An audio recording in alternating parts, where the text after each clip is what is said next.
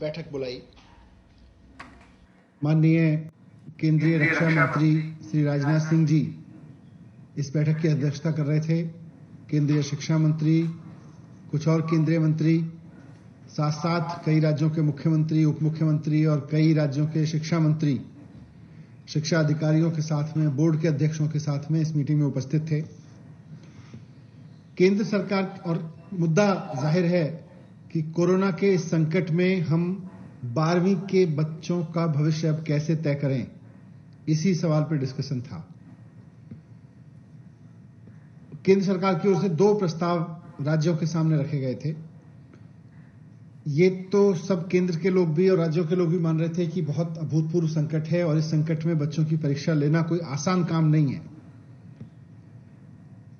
तो केंद्र सरकार के 2 प्रस्ताव थे। उसमें एक प्रस्ताव था कि हम 12वीं क्लास के जो बच्चे हैं उनकी परीक्षा लें, पहले के तरीके से लें, लेकिन कुछ चुने हुए सब्जेक्ट्स की ही परीक्षा लें।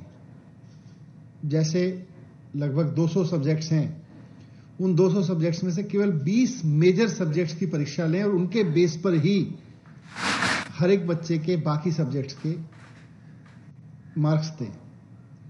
ये एक प्रस्ताव था पहले। तो इस तरह से 19-20 सब्जेक्ट्स की परीक्षा लेके और 19-20 सब्जेक्ट्स में आए हुए नंबर्स के आधार पर, मार्क्स के आधार पर बाकी सब सब्जेक्ट्स को इवेल्युएट उसी के आधार पे करें, ऐसा एक प्रस्ताव है। इसमें एग्जामिनेशन सेंटर्स वगैरह वगैरह सब वैसे ही चलेगा जैसे पहले चलता था। दूसरा उनका प्रस्ताव था कि परीक्षा लें, लेकिन उसका पैटर्न थोड़ा बदलें।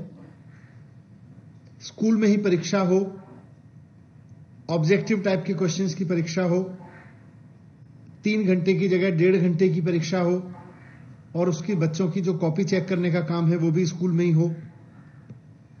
तो ये उनका दूसरा प्रस्ताव था। और उसमें यह भी है कि बच्चों के सारे सब्जेक्ट्स की परीक्षा ना हो, लेकिन बच्चे तय कर लें कि उनको कौन से 4 सब्जेक्ट की परीक्षा देनी है या 3 सब्जेक्ट की परीक्षा देनी है। ये उनका ऑप्शन बी था।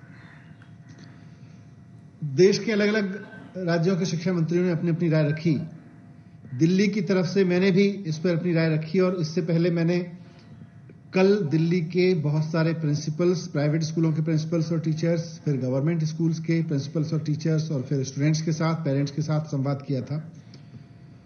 और उसके बेस पर, उस पूरे मंथन के बेस पर मैंने दिल्ली की तरफ से 12वीं के बच्चों के भविष्य के बारे में सरकारों को क्या कदम उठाने चाहिए, ये मैंने राय रखी अपनी, उसको मैं आपके साथ शेयर कर रहा हूं।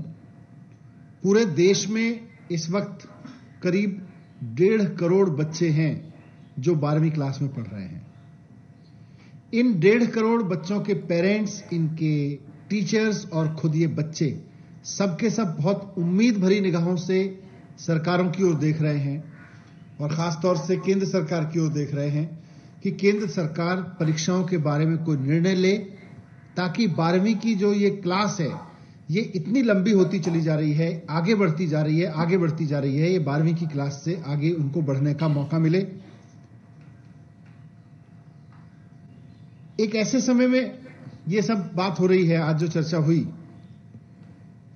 जब हमारे पास रोजाना 2.5 लाख केस आ रहे हैं पूरे देश में, लगभग इस समय भी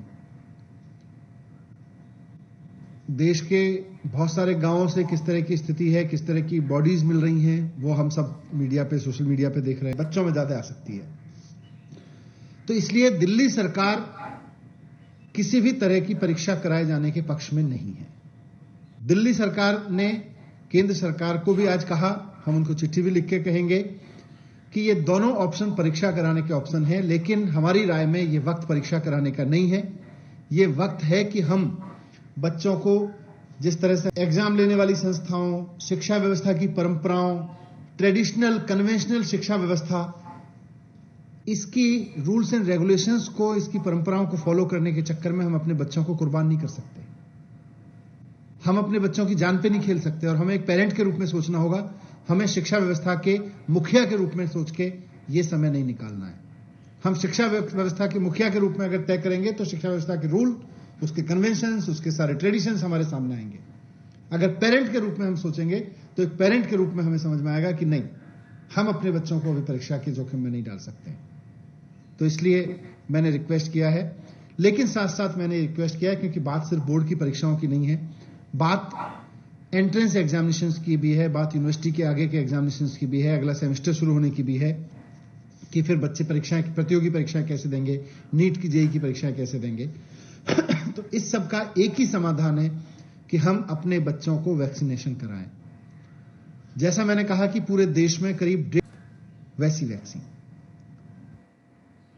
कि हमारे इस वक्त, तो इस तरह से 95% कंपनियों की राय के बाद कि अगर 17.5 क्लास के सारे बच्चों को वैक्सीन, सर क्या संकेत मिले हैं